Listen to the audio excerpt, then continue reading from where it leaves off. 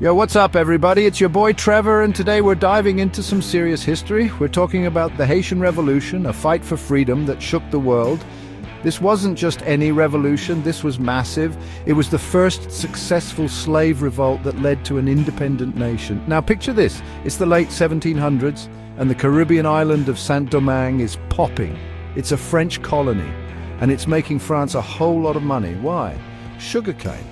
The island is covered in sugarcane plantations, and guess who's doing all the backbreaking work? You got it, enslaved Africans. The conditions on these plantations were beyond brutal. We're talking forced labor, torture, and a complete disregard for human life. The enslaved people were treated like property, not people. This kind of treatment, as you can imagine, didn't exactly inspire loyalty to the French, but here's the thing about oppression, it breeds resistance. The enslaved Africans in Saint-Domingue, despite facing unimaginable horrors, never gave up hope for freedom. They whispered about rebellion in the fields, shared stories of their ancestors' strength, and held on to the belief that one day things would change.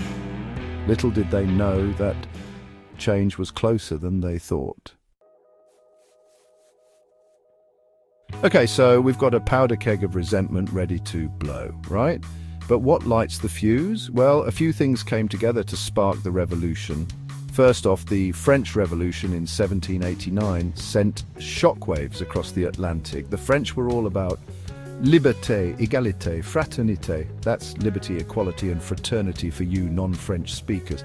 But guess who those ideals didn't apply to? You guessed it, the enslaved Africans in their own colonies. The enslaved population in Saint-Domingue was like, hold up, we want some of that freedom too.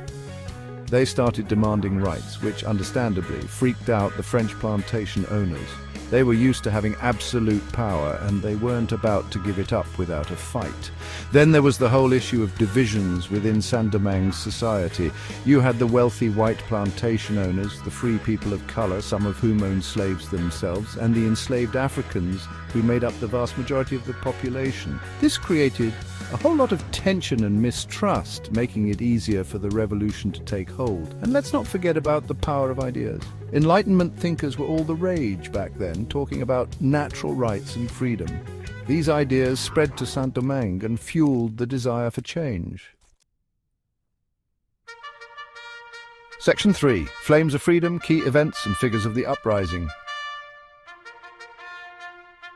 Section 4. A New Dawn, Legacy and Impact of the Haitian Revolution.